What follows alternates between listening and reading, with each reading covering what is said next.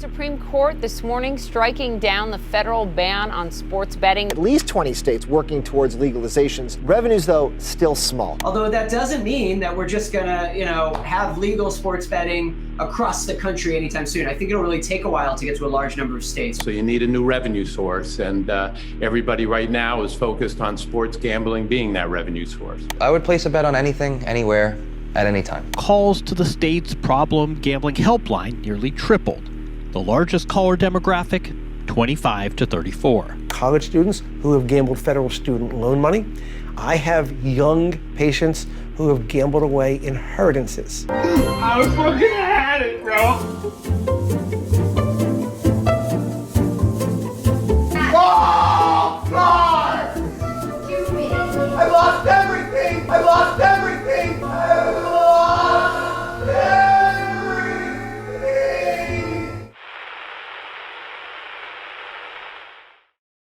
I've recently been noticing a worrying trend in the world of entertainment. Sports gambling continues to become normalized, and it's causing a spike in the rate of gambling addiction, especially among young people. I want to make it clear that I'm not here to give a take on what you personally should do with your time and money. I'd rather focus on some predatory strategies sports gambling companies have used to affect public perception. More specifically, I've been noticing a lot of people seem to think the promotion or practice of online sports gambling is somehow different than online casino betting. I'm feeling a public consensus that sports betting is less dangerous for a person than, say, slots or blackjack. Take this contrast, for example. I personally don't think there's a huge problem with sports betting. I think that's more or less okay, and poker too. Yeah. But the popular stuff that you see people like making like a gajillion dollars on, which is like crypto slot machines, I definitely think is shady as fuck. I mean, there's different levels of gambling, right? Like sports betting where you do bet against the house, but it's all based on odds, and it's somewhat skill-based too. When you get down to crypto slot machines, that's just straight up scamming people. This is not an uncommon viewpoint.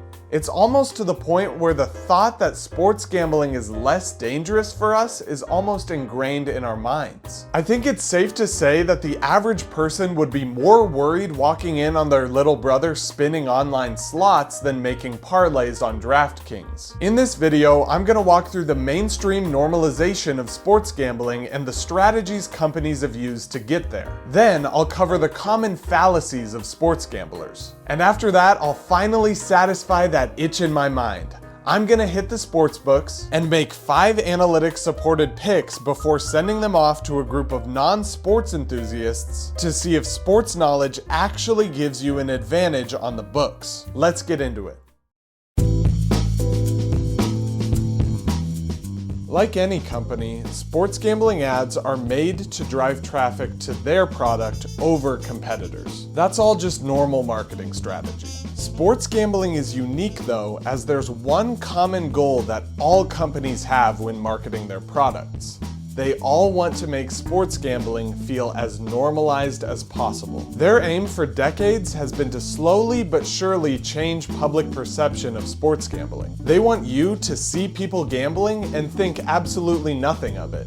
They want to replace gambling interventions with gambling parties. This common goal of normalization is why you see so many celebrity endorsements in the industry. The more familiar faces they put in front of gambling, the more normal it'll feel for the average consumer to sink their money into it. Jamie Foxx loves gambling in luxury. Drake sits by the pool and spins slots. Kevin Hart is just a normal guy that loves parlays. Drew Brees is living his bet life. Barry Sanders loves to feel the rush. Shaq makes bets bigger than himself. Big Papi's new name should be Big Parlay. A lot of these figures are trusted and beloved faces of the sports community. Surely good old relatable plaid-wearing Peyton Manning wouldn't promote something that literally has a vested interest in ruining the lives of its consumers. It doesn't stop at celebrities. Marketing is hands down the most important part of running a gambling company. Everything in a gambling ad is meticulously calculated to portray a certain brand image as well as an image of sports gambling overall. Let's look through some specific examples. BetMGM makes ads that actually are more tied to physical casinos than the average sports gambling ad. They utilize black and gold to portray sophistication and wealth. They pair this base with warm reds and oranges to stimulate excitement and urgency. Jamie Foxx is perfect for their message because along with being widely known, he's smooth, charismatic, and frankly just looks very rich. PrizePicks brings a less formal vibe with their ads, but still aims to portray wealth. Instead of large casino sets, they shoot in a wide variety of locations, from a backyard pool to a tailgate to stadium seats. You'll notice a lot of green coloring snuck in here and there to represent money, and many expensive chains being worn by the wide array of internet celebrities they employ. DraftKings has the most basic but effective strategy in my opinion. They pay the big bucks for A-list trusted celebrities like LeBron James and Kevin Hart and just stick them inside a mansion to eat popcorn and joke around. These two's squeaky clean public image gives credibility to gambling with DraftKings and makes it feel normal. The consistent strategy of all gambling company advertising is to portray wealth. MGM has large luxurious sets. The PrizePicks shoot has a pool in the backyard, and the DraftKings ad is shot in a large, wealthy home. Another thing you'll notice with these is that they don't all resemble ads you'd see from a physical casino. Those generally have a ton of flashing lights, colors, and are fully meant to maximize brain stimulation. Creating ads that avoid these tendencies is a conscious decision with the goal of separating sports from casino betting. You see, casinos are too heavily stigmatized, too closely related to addiction. Sports gambling won't get you addicted. It's all about fun. You can even do it from your couch. Please just give us your money. All of these strategies have been a wild success for the sports gambling industry. As it turns out, it's extremely lucrative and easy to market false hope and happiness to a bunch of impoverished and vulnerable people. Man, state governments should really get in on this. What's that? The Powerball's at $1 billion? Sorry guys, that's my cue. I gotta go. This video is brought to you by, well, nobody. If you'd like to see this brought to you by somebody, please hit the subscribe button. Maybe DraftKings will be plastered across my next video. One can only dream. This video is brought to you by DraftKings. I actually do have an unofficial sponsor of this video. The difference is I'm paying them instead of them paying me. If the message of this video resonates with you at all and you'd like to help the cause, visit the link at the top of the description and donate to the National Council on Problem Gambling. They're the only national nonprofit organization currently fighting against the costs associated with gambling addiction. It's a good cause and it helps a lot of people. Thank you so much. Back to the video. The first fallacy I'll go over is one I've seen most commonly used by people on social media to take advantage of their audience. The Heat has also went under on this line in his last 5 games straight. He's been playing well lately and has surpassed us in 4 straight games. His last 5 games against teams that rank below average at defending guards, he's over in 5 of 5 games. This fallacy somehow works no matter if it's a win streak or a losing streak. If Luis Ariz has a 12-game hitting streak active, there's no chance it ends tonight. If I've lost 12 parlays in a row, there's no way I'll lose the 13th. I'm due. If you flip a coin 300 times and it lands on heads each and every time, there's still only a 50% chance it'll land on heads on flip 301. It's just another example of gambling companies and creators taking advantage of human nature to make a profit. Another fallacy that somehow makes even less sense than the first one is that reading sports news or insider information on Twitter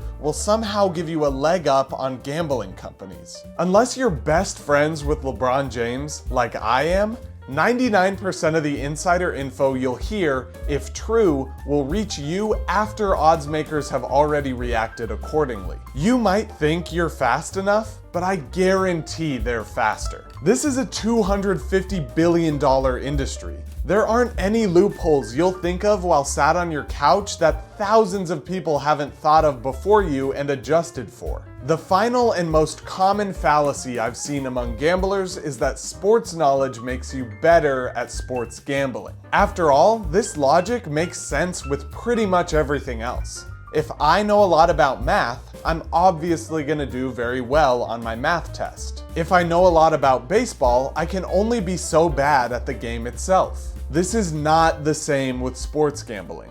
In fact, there's an argument to be made that knowing a lot about sports actually gives you a disadvantage on the books. These companies know their audience and therefore know how to manipulate it. Oh, a lot of people are betting on the Steph Curry over? Let's decrease the payout of it. Gambling companies can do whatever they want with the odds as long as you're willing to put your money into it. If sports knowledge actually made you good at gambling, the industry wouldn't exist at all.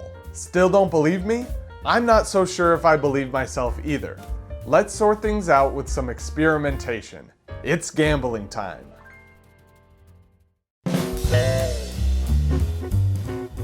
I know I just finished yapping about gambling fallacies or whatever, but let's throw that all out the window. It's gambling time. That was a nerd talking. You're talking to a bona fide cool kid now. A professional sports gambler with guaranteed picks. I'm gonna prove my superiority to my peers by using all types of analytics and insider knowledge to make the correct picks for a wide slate of games today, March 8th, 2025. The format is simple. I'll get $500 total to make 5 picks on games today. I'll be making a range of picks including spreads, money lines, over-unders, and player props. I'll give my reasoning to you on each of the picks, and then I'll pass it off to my group of non-sports watchers to see what their picks would be using no prior knowledge. Afterwards, we'll get to see who made the most, who lost the most, what the averages look like, and how much better or worse I performed after doing research on each pick. Let's jump into my first pick now. The first bet I'll be making comes from a college basketball game between number 5 Florida and unranked Ole Miss. This will be a spread pick, meaning I'm not picking who's gonna win the game, rather I will be picking whether I think Florida will or will not win by more than 11.5 points. With minus 110 odds on each side, it means that the $100 bet I'm doing will win about 90 either way I go. And with my first $100, I will be taking Ole Miss to win or lose by less than 12. Against ranked teams, Ole Miss has beaten this spread in 9 out of 10 games, including their last game played being a win versus number 4 Tennessee. For these reasons, I'm taking the Rebels. Next up is a player prop for Draymond Green tonight versus the Pistons. I will be betting on whether he will get over or under 10.5 points. I have interesting reasoning for this pick because according to analysts, Draymond Green plays much worse directly after posting a podcast on his YouTube channel. He averages 9.8 points per game with no podcast and only 8.5 points per game following a podcast. Draymond posted a podcast yesterday with Ernie Johnson, and he's gone under the 10.5 point line in each of his last 2 games, so I'll be taking the under for this pick. Moving on to pick 3, we're headed to the NHL for Kings vs. Blues. This will be a moneyline pick, meaning I'll simply be choosing who I think is gonna win. According to the odds, the Kings are minus 200, which means they're heavy favorites compared to the underdog Blues at plus 160. When looking at each of their recent games, I realized that these two have played each other twice in the past week. And in each of those 2 games, the Blues won by a score of 3-2 and 4-1. The Blues have also won 7 out of their 10 most recently played games, compared to the Kings, who have only won 4 out of their last 10. I'll be picking the Blues to win outright. It seems like a pretty clear pick to me. For my fourth pick, I'm going to be going back to an NBA player prop with LeBron James over or under 24.5 points versus the Celtics. He's hit the over for this line in 8 out of his last 9 games, and for the month of February, he averaged nearly 30 points per game and won Player of the Month. I say you never bet against the GOAT. I'm going over.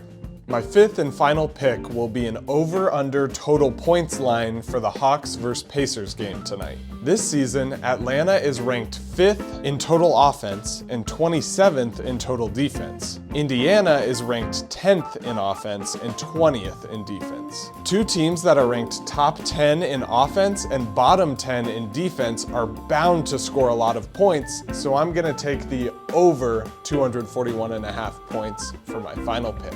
Now that all my picks are locked in, I'll be handing it off to the non-sports watchers and letting them pick not based on analytics, but on their gut.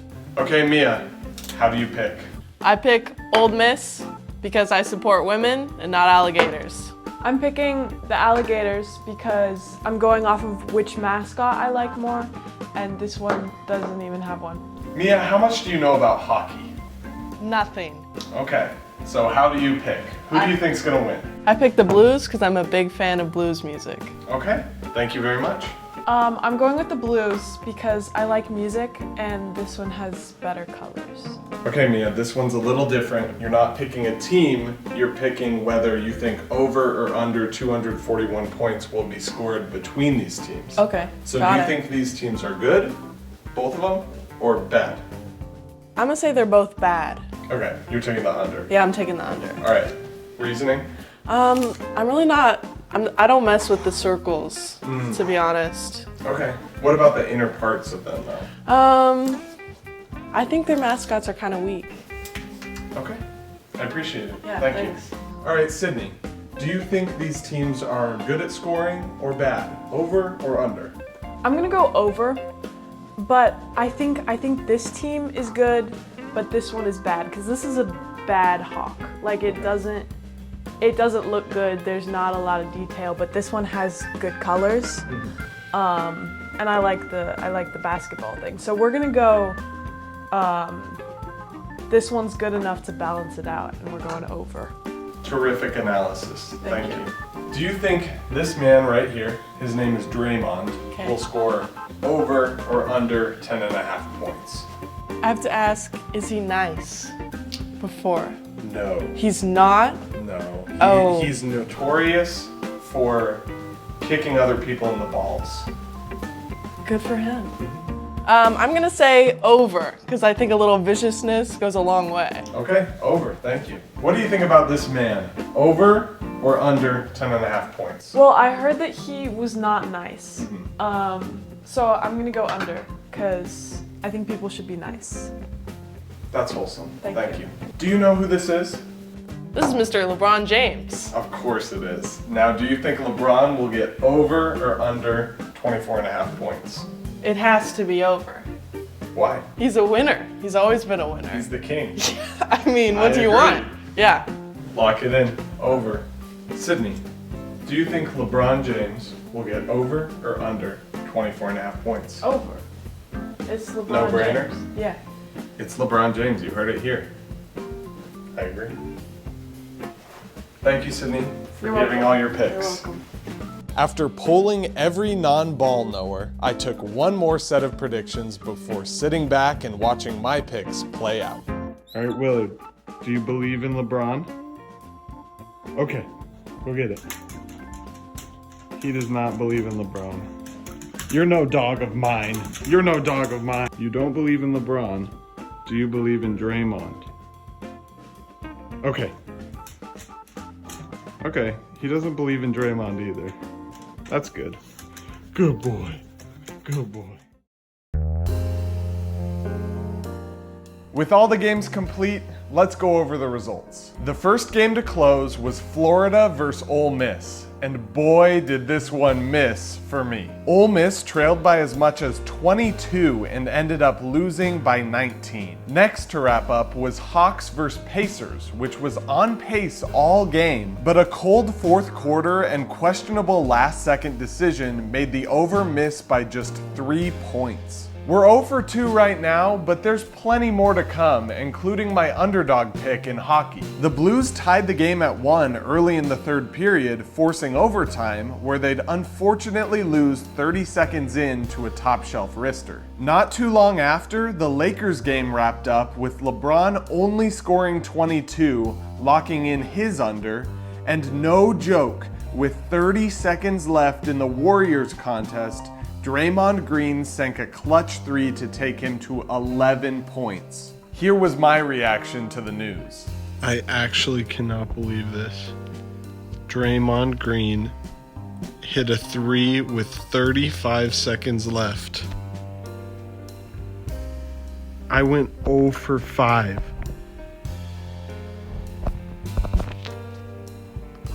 I'm dumbfounded. I knew I wasn't gonna go 5 for 5. That'd just be extremely unlikely, but never did I expect to go 0 for 5 in such a tragic way. All of my research, analytics, and strategy meant absolutely nothing when the games actually played out. Looking back at the non-sports watchers, I did worse than every single one of them, losing every hypothetical dollar I bet. I may have been the biggest loser, but I definitely wasn't the only loser. In total, the group of 9 people went 19 for 45. That's less than a 45% hit rate. And with the margin online casinos take, even if we would have won 50% of the bets we made, we still would have lost a considerable amount of money. To visualize this, just look at Mia, who went 2 for 5, and my mom, who went 3 for 5. Together, they got half the picks correct, but combined would have still lost $45. The only big winners were my dad and my dog, who are apparently very like-minded. They both went 4 for 5 on the same picks and won just over $225. Even with their big wins, it only put a dent in the group's total loss of over $1,000. You will simply never win at sports betting in the long term. This isn't the end though. You may see my fat 0 at the bottom of the leaderboard and think that I was objectively the biggest loser of them all, but think again. I live in the state of Nebraska, which does have legalized sports gambling, but only when it's done at a physical casino. This means online sports gambling, which I just did, isn't legal at all. There is, however, a loophole. Through a bunch of questionable and shady legal cases, it was found that online fantasy sports betting should be legalized. I explained this situation more in depth in my other video on gambling, but the gist is that the only legal way to sports bet online is to put all your picks into a parlay, a function that links multiple bets into one. The kicker is that you only win money if all 5 picks hit. Looking back now at our leaderboard, I guess I didn't do that bad after all. My conclusion is that doing research won't make anything worse, you'll just end up about average.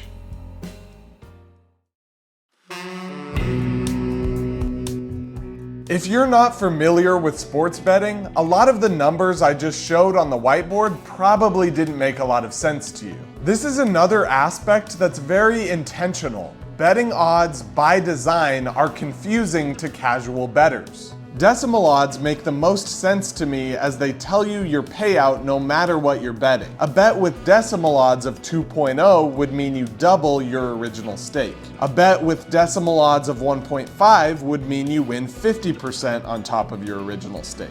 American sportsbooks like to use a much more confusing system called moneyline odds. This instead tells you either how much money you'd win with a $100 bet or how much money you'd need to bet to win $100. Which one it is depends on if the odds are plus or minus. This confusing system allows sportsbooks to make more profit off you because it blurs the margin they take from each bet. Let's try an example to see how you'd fare making an informed bet with different odds systems. First, we'll try decimal odds. You want to bet $75 on the heavily favored Lakers to beat the Wizards. The decimal odds for a Lakers win is 1.2. To find out what your payout would be, all you'd have to do is pull out a calculator and multiply 75 by 1.2. You'd quickly find out a win would grant you $90. Pretty easy, right? Let's try a different situation now with moneyline odds. Now you want to bet $75 on the heavily favored Dodgers to beat the White Sox. The moneyline odds are minus 340. You know how much money you'd need to bet to win $100, but how do you know how much money a $75 bet would win? To find the answer, just do this quick formula in your head. I'll wait. You done yet? Don't forget the order of operations, kids. All right, I'll stop. Your payout would be about $97.06 for a profit of $22. Do you see why it would be beneficial for sports gambling companies to confuse us like this? They know most people won't take the time to calculate the advantage sportsbooks are giving themselves. The odds are inherently rigged against bettors, so the less they know, the more likely they'll be to sink money into it. These are the types of things that should be illegal. Companies intentionally and blatantly deceive people as their business model, and we as a country are deciding to roll back regulations on gambling? It just doesn't make sense.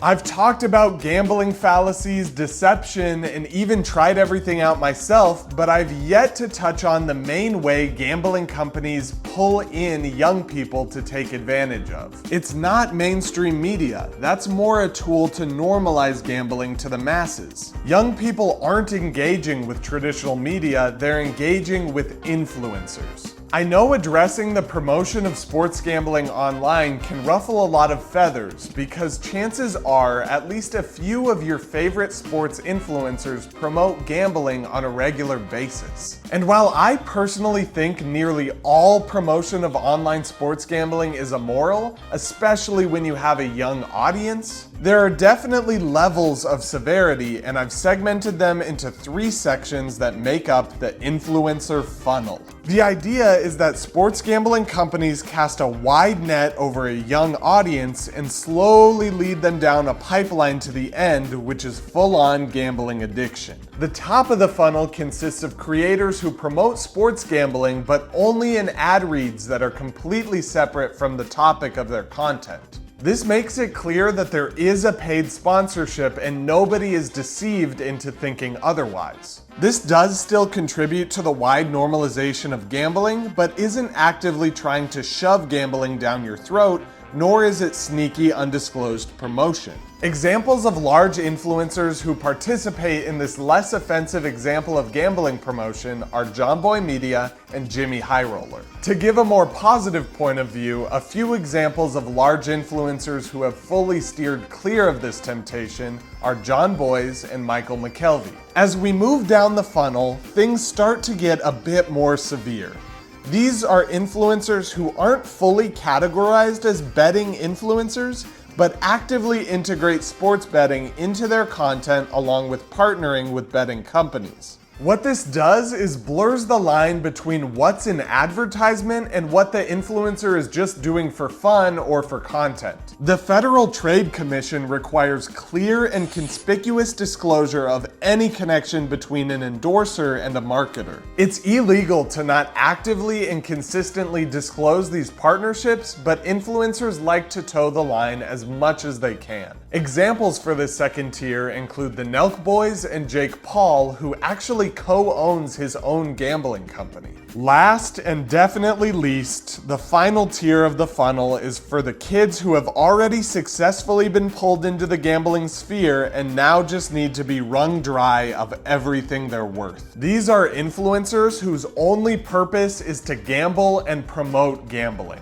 Many of these creators will partner with companies that give them free gambling credit to pull in as many people as they can without actually staking any of of their own money. They'll also often have partnership deals that pay them based on how much their fans lose gambling on their site. I think these people are truly heartless. Imagine being propped up by a group of people who support you and gave you a career just to turn around and stomp on them, directly profiting off their loss and suffering. Examples for this tier of creator are Book It with Trent and hundreds of small creators that hold trusting fan bases full of struggling addicts. This is the end of the funnel where young people formerly full of passion and ambition get ground into a pulp, reduced to simple fodder for the cash cows at the top of the pyramid.